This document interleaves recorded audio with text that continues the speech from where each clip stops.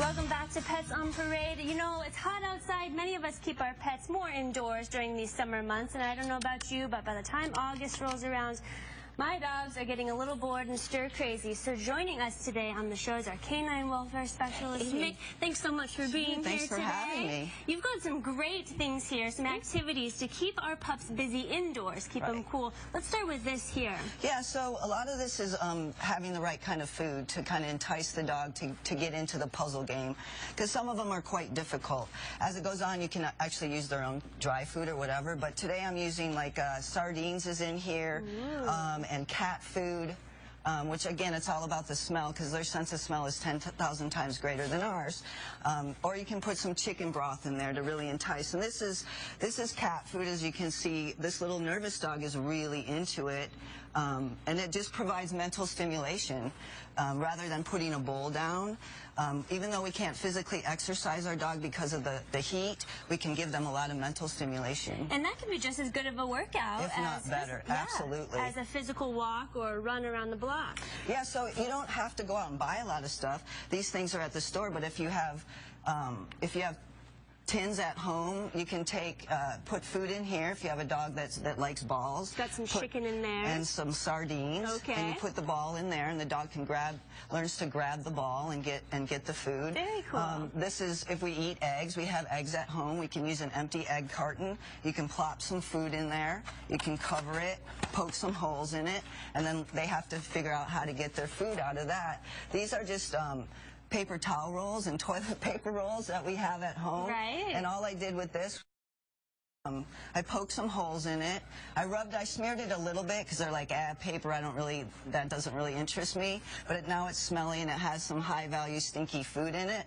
So some dogs are into it, and some dogs takes them a little bit longer. But those are the things that I've used in here. There's like blue cheese in there, hot dogs, and ham to really entice the dog into those. I don't know if we can get her out of that, but we can see. She's loving this. There Absolutely. There she goes. She's going to get into that. Gonna go to town. Yep. I also love this. You just had an empty glove box that we had at the shelter here. Tell us what we do with this thing. And this is, you might not have an empty glove box, but you have an empty Kleenex box. Sure. So what we can do is we can put some food in there. I'm putting some high value, like some meatballs and hot dogs and ham and my blue cheese. And then I'm putting it in the bottom, and then just take some shredded paper and kind of put it in there. It makes it a little more challenging and covers up the smell a little bit for the dog to kind of get to the food at the bottom. Gotta dig it out. Yeah, so those are some things that you can have at home. Chicken broth or beef broth is like my best friend, because on hot days you can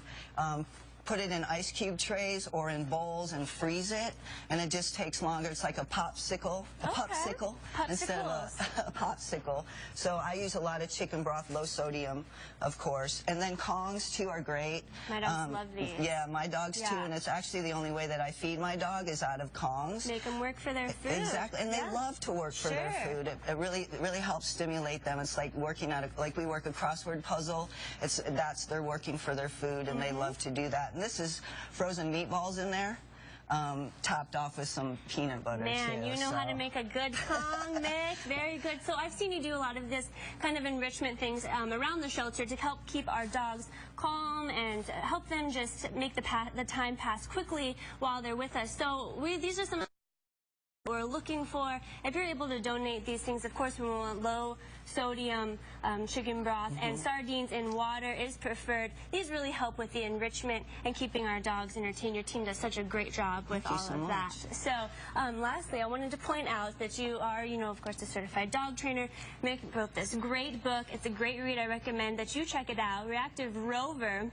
And you really do specialize in dogs that have reactivity, and you have an upcoming class. Tell us about that. I do. So we're running right now at the Arizona Humane Society at the South Mountain campus, Reactive Rover class. It's 5 weeks, and we run it on Thursday nights and Saturday mornings now.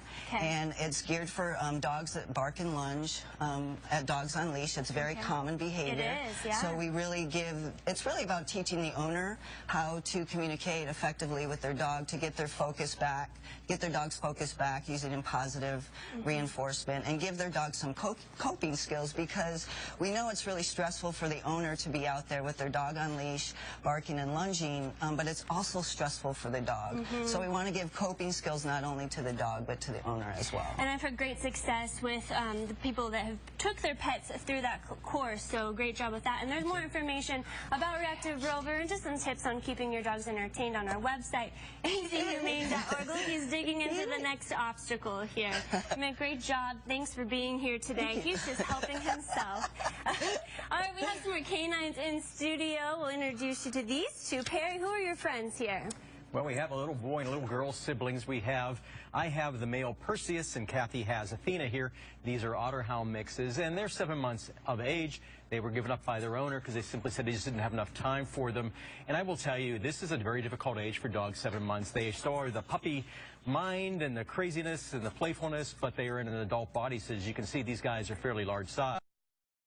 I looked through their profile, and, you know, they actually have a pretty decent profile. They live with dogs, they live with cats, they live with children, and they were fine with all of them. They're house trained, they're leash trained.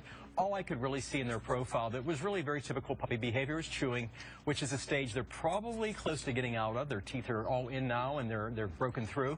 But still, you got to puppy-proof that home and keep them safe and happy. And you heard what Mick said, give them lots of stuff to do.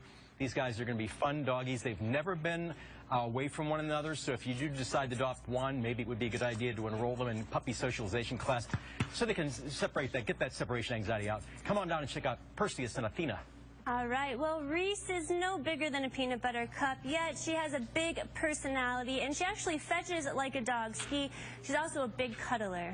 This little girl is 12 weeks old, and she was found about 3 weeks ago on a hot roof, and she was rescued by EAMTs. And she was having a hard time when she first came into the shelter. She was very shy, but our feline behaviorists worked with her, got her to at least enjoy being held, and then she went into a foster home where her foster mom had her with other dogs and other cats, and she quickly became part of the family over the last 3 weeks. Her little personality has certainly blossomed, and she just wants to get into everything. Even here at the studio, she wants to be on the floor with the dogs, exploring. She doesn't want to be in a cage. She doesn't want to be held. But this little girl is ready to go into home, and if you're looking for an active kitten, this may be just the girl for you. All right, well, stay with us and meet